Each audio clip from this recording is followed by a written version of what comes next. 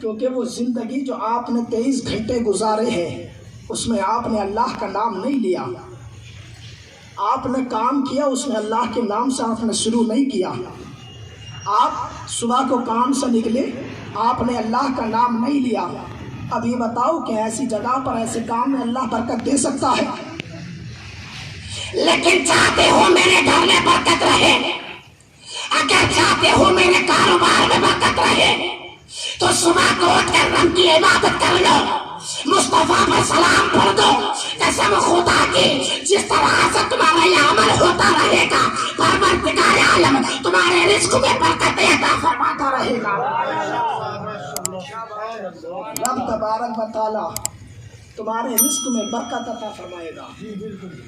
تو محفل میلاد میں جا کر کے ذکر مصطفیٰ سنا کرو. دعوت دے یا نہ دے یہ مت سوچو کہ ہمیں دعوت نہیں دی تو ہم نہیں جائیں گے، بلکہ آؤ میں آپ کو بتاتا ہوں. اللہ کی ایک نورانی مخلوق ہے جن کو ہم فرشتے کہتے ہیں. زمین پر آتے ہیں، آنے کے بعد جائزہ لیتے ہیں، گھومتے ہیں. کہیں شرابی مل رہا ہے، کہیں جواری مل رہا ہے، کوئی زناکاری مل رہا ہے، کوئی اپنے ماں باپ کو ستانے والا، کوئی اپنے پڑوسی کا حق کو مارنے والا، کوئی غریبوں کو مسکینوں کو ستاتے ہیں فرشتوں کو. لیکن جہاں پر ذکر مصطفیٰ ہوا کرتا ہے، جہاں پر اللہ کے رسول کا ذکر کیا جاتا ہے، جہاں پر خدا کی وحدانیت کا اعلان ہوتا ہو، جہاں پر خدا کی حمد و ثنا بیان کی جاتی ہو، اس مقام پر وہ فرشتے آ جاتے ہیں. آنے کے بعد دیکھتے ہیں کہ ذکر مصطفیٰ ہو رہا ہے، آؤ ہم بھی بیٹھتے ہیں. دوسروں فرشتے کو بلاتے ہیں، اور جب دوسرے فرشتوں کو بلایا تو ایک دوسرے کو وہ دعوت دینا شروع کر دیتے ہیں.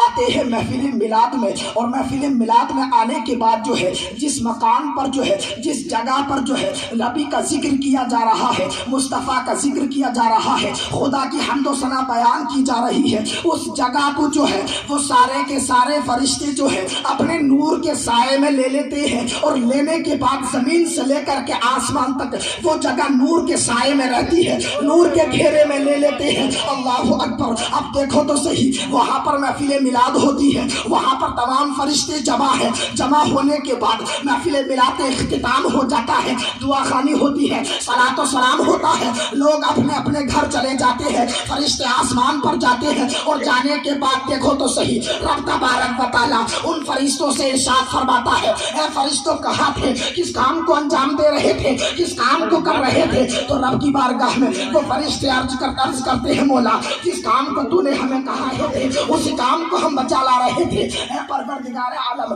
تیرے کچھ بندے ایسے ہیں جو زناکاری کر رہے تھے، شراب پی رہے تھے، جوا کے اڈوں پر جا کر کے جوا کھیل رہے تھے، اپنے ماں باپ کو ستا رہے تھے، اپنے ماں باپ کو گالی گلوچ سے بات کر رہے تھے، اپنے پڑوسیوں کا حق مار کر کے بیٹھے تھے، غریبوں مسکینوں کا حق مار کر کے بیٹھے تھے. لیکن آپ پروردگار ایک جگہ ایک مکان ایسا تھا جہاں پر تیرے محبوب کا ذکر ہو رہا تھا، مولا ہم اسی جگہ پر تھے. تو رب تبارک و تعالیٰ ارشاد فرمائے گا، اے فرشتوں گواہ ہو جاؤ جتنے بھی محفل میلاد میں میرے محبوب کا ذکر سننے والے ہیں، میں نے سب کو بخشنے کا وعدہ فرما لیا.